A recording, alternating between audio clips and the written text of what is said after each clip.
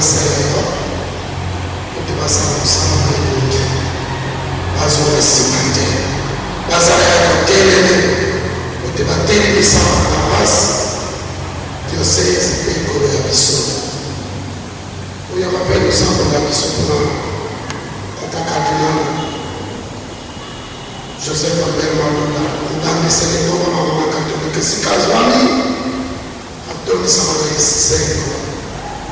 Pia una kemo ya zame seko ko sabe na bana bakari na no seko tano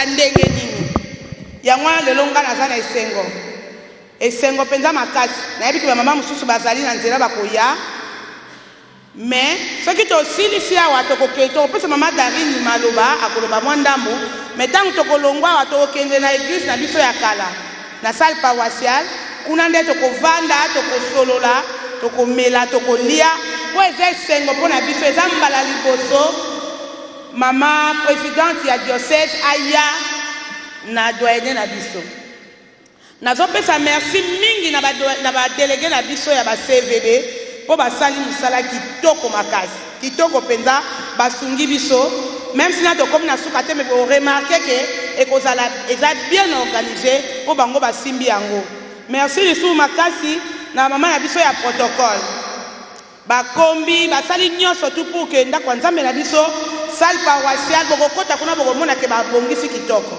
topesi bango merci mingi nakotika mwa maloba epai ya mama présidente po apesa bino avant ke tokende na salle merci mingi na bino Mama Catholico Mama Catholico Mama Catholico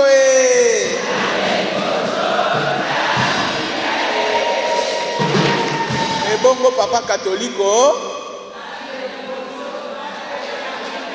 papa boyebi te Nzambe liboso batela mungu bongo bilenge Catholico mekola mwinda boboto tokozwa maloba lelo avant kozwa maloba yango tokopesa bapère merci père Théo merci ndenge alingaki andimaki ete mokoma lelo biso tokóma na kati na esika oyo nayebi ke ndenge mama alobi epusani nzoka nde ye azalaki wana azozela kaka biso topesi ye merci mingi mpo na disponibilité wana tokobetela ye maboko mama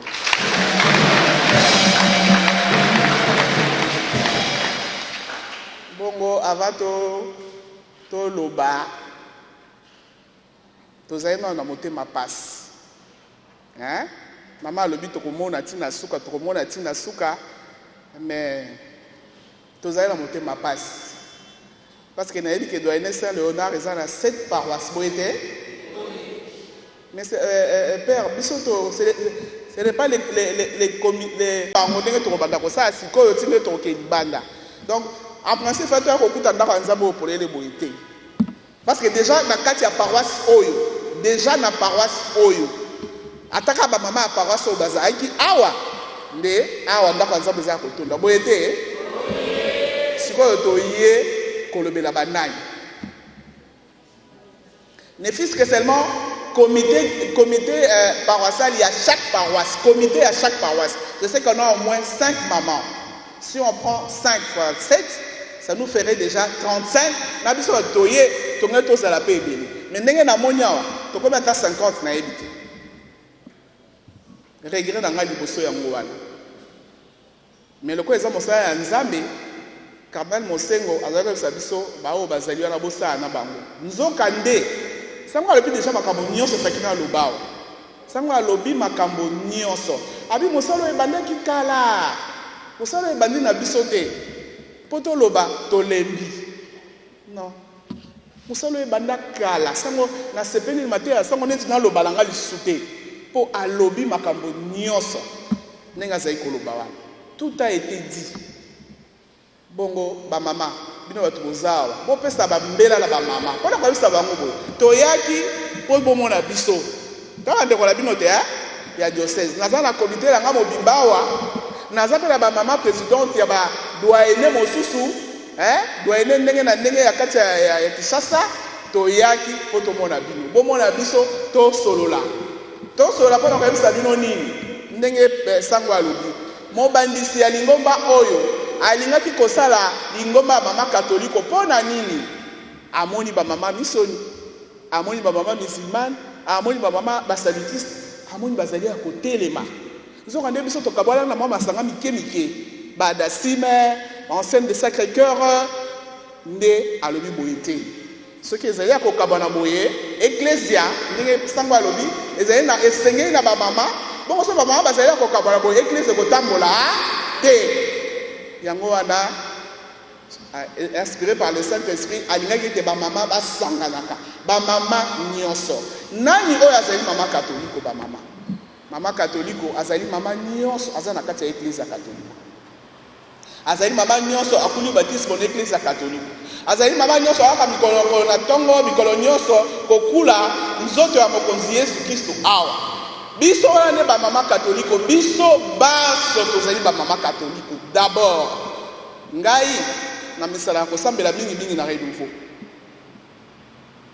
mama mosusu kuna amesala kokende mingi na moto ya mosantu mama mosusu akendaka mingi na famille chrétienne mama mosusu pe ndenge na ndenge tozali na ba groupe na biso a charisme propre mais d'abord tozali biso baso ba mama katoliko ndenge biso tomisala kobenga ngo mama katoliko za lokola dénominateur commun de mama katoliko mouvement mama katoliko ezali mouvement parallèle na ba groupe wana te ezali dénominateur commun mama nyonso na kati ya ecclesia ndenge mobandisa likomba alingaki yango azala nano mama katoliko ba mama boboto bongo soki ezali ndenge wana nayebi te bamama bakanisaka nini soki babengi mama katoliko bozala likita bamama musulmane bakomokende baprotestante bakei baramelisani bakei me bayaka kokula komino awo boboto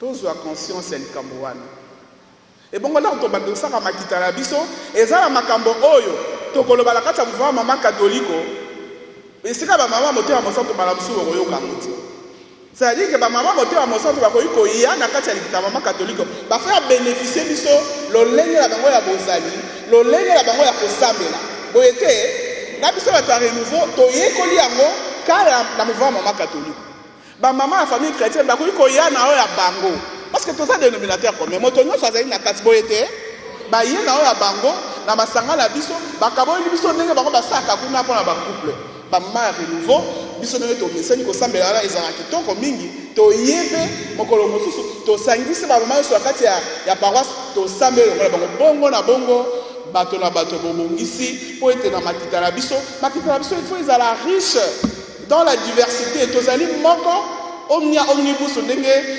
cardinal na biso alobi tozali mobimba mpo na baso bongo mobimba na biso ezali mama katolike baba boboto toyaki tosola makambo so tokosola kuna awa tolobi kaka ndenge wana bolakela bamama bazali na kati na esika oyo te tozali bamama katoliko baso ntango babengaka biso bamama katoliko topalangana te toya na oyo tozali nango okuna basambelaka te okuna basalaka boye te mais viens avec ce que tu connais oyo yo oyebi memela bamama soki oyebi kristo basalaka nini bakabaka kristo sikoyo soki yo oyebi kristo ya likambo moko boye obombi yango mpona yo moko mosusu kristo wana kotunda yo bamama boboto nakanisi na sisi wana ndenge mama alobi ntango tokokutana kuna tokokontinue masolo mpe mituna ndenge na ndenge tokoloba kuna merci beaucoup merci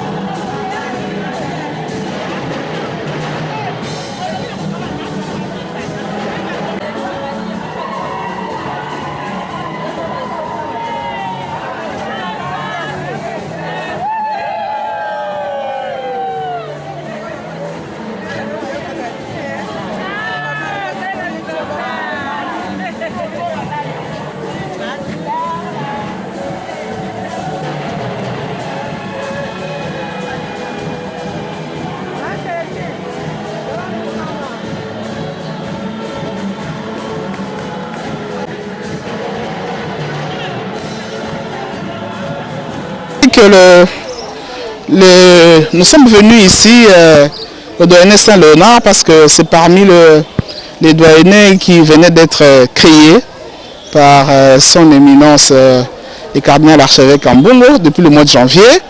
Alors nous nous sommes dit que nous devons descendre rencontrer nos sœurs pour que nous parlions avec eux, nous partageons, pour que nous les rappelions c'est quoi le mouvement des mamans catholiques, parce que de plus en plus on a l'impression que toutes les mamans de l'église catholique ne se retrouvent pas dans le mouvement des mamans catholiques, alors que tous, par l'esprit de notre fondateur qui est le feu cardinal Maloula, il a voulu que toutes les mamans de l'église catholique soient dans le mouvement des mamans catholiques. Donc nous sommes venus pour rappeler les mamans cela, pour dire aux mamans de se mettre ensemble, parce qu'ensemble nous pouvons faire propulser et nos familles, et l'église, et notre pays.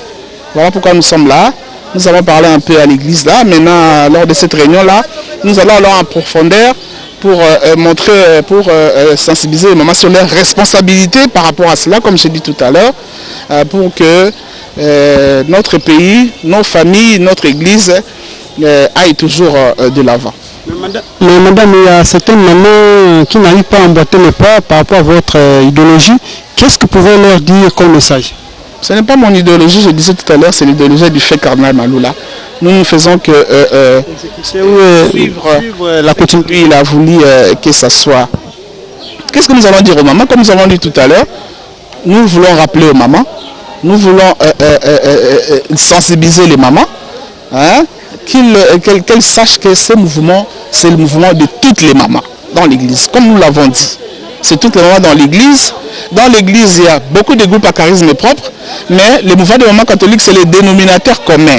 C'est-à-dire toutes les mamans doivent d'abord être dans le mouvement des catholiques, sont d'abord des mamans catholiques, avant d'opter chacune pour sa dévotion. Hein? Il y a là-dedans des gens qui sont des renouveaux, il y a dedans qui sont des moteurs à Monsanto, mais que toutes les mamans sachent que dans le mouvement des mamans catholiques, qui est le dénominateur commun des mamans, tout le monde peut venir apporter sa part. Ce qu'elle connaît, hein, parce qu'on a dit aux Jésus, ce qu'elles connaissent de Jésus-Christ, peut venir dans le mouvement des mamans catholiques, partager ce qu'elle connaît de Jésus-Christ pour que Jésus-Christ, comme il le veut, aille toujours à l'avant, soit toujours mis au premier plan. Merci beaucoup.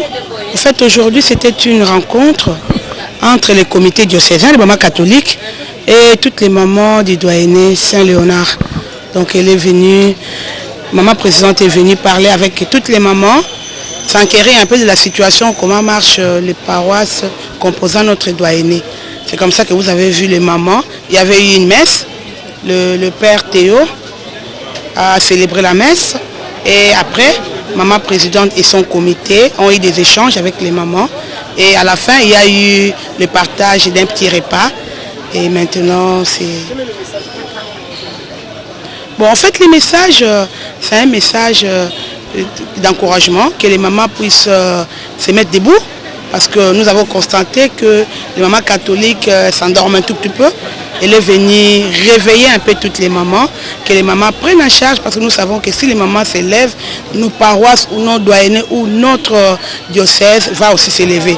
Donc c'est vraiment ça le message, les messages d'encouragement, les messages d'élévation, un message pour permettre aux mamans de faire mieux leur travail. C'est en fait ça le message qu'elle est venue avec. Merci. Nous avons accueilli aujourd'hui le comité diocésain de Kinshasa, dans notre paroisse qui est devenue doyenné il y a peu de temps. Notre présidente diocésaine elle est venue pour exhorter les mamans à s'élever pour travailler pour l'église, pour nos différentes églises de Kinshasa. À part ça, quel est l'objectif principal de votre structure, votre mutuelle féminine ici à Saint-Léonard? Selon les informations à notre possession, c'est une nouvelle église qui vient de se paraître ici en Gallium. Qu'est-ce que vous parlez au sein de votre mutuelle? Non, ce n'est pas une nouvelle église qui vient de paraître. L'église Saint-Léonard a toujours existé. Ça fait plus de 30 ans.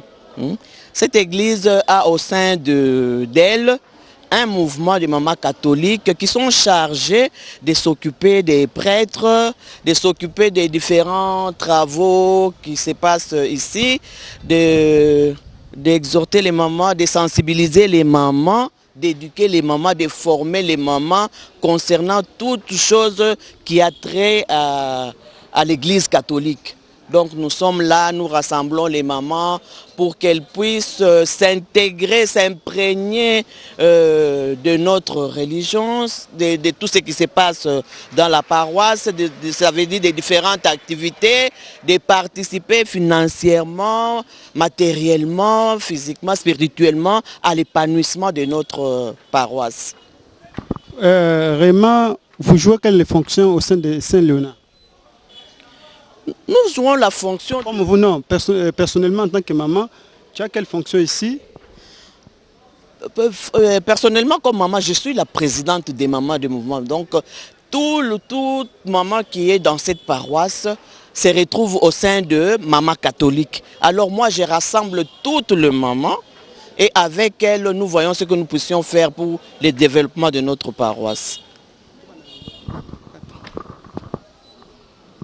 De maman catholique ici à la paroisse Saint-Léonard.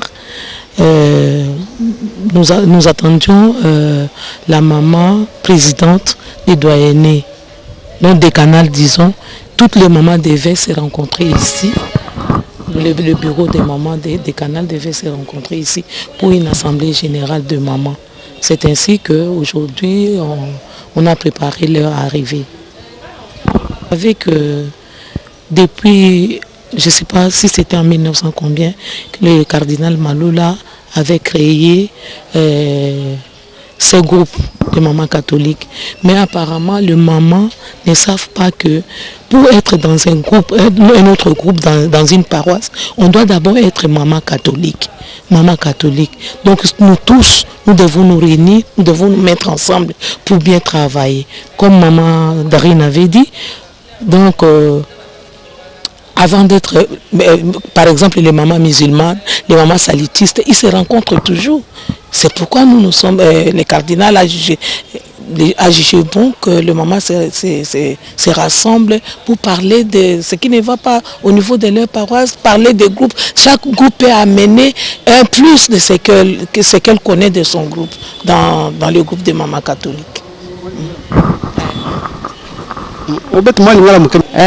Mama abetaki mbele na sango na biso Théophile abetaki mbele abengaki ba mama ya doyenne nyonso ya Saint-Léonard nde toye kolakisa bolingo bwa biso epai ya tata sango na biso bondimi na biso tozala lokola mama Dorcas po biso na elanga ya Nzambe mpe biso na bandako na biso yango wana mama abetaki mbele toye kosanga nao pona koyeba tina nini kozala mama catholique po toyeba mubandisi wa Lingomba papa Cardinal Malula alobaki ete malamu ba mama basangana basangisa mayele po eklezia na biso etombama yango nde toye na esika oyo. À part maman, le solo vraiment clair kolimbola balimo sola na travers na biso gani lisanga na biso ezali liboso toza na solka mama katolika zala mwinda Nzambe liboso toye kosangana pote tolakisa mwinda wana bakoteyaka biso tolakisa boboto wana na kati na biso mateya pe matombama bamama balanda nzela ya Nzambe totombola eklezia ya biso katoliko nde lisolo na biso penza toye awa kolakisa bayeba yesima po biso toza bamama kala tobandisi Lingomba mama katolika wana Saint-Léonard tozalaki na présidente na biso mama Mutupe Jeanne ngai nazalaki mama Astrid Mubaka nazalaki trésorier ya ntango na biso wana tozalaki ebele ba mama Alphonsine basi bakenda tozalaki ebele totelemisaki Lingomba oyo Lingomba pe zokenda liboso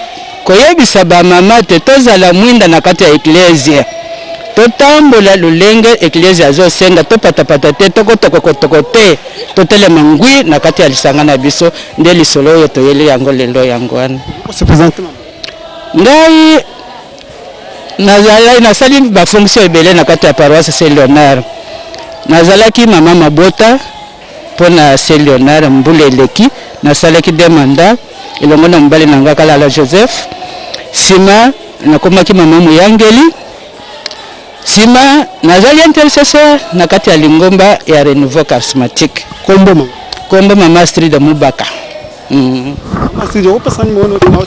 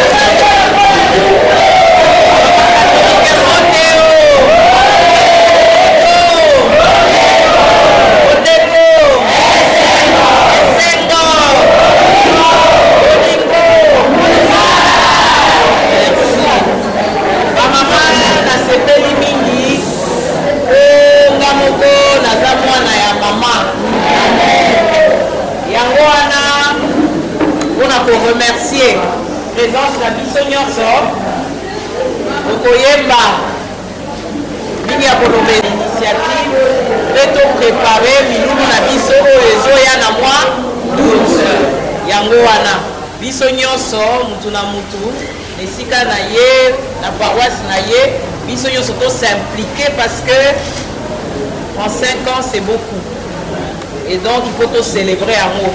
Boyebi eloko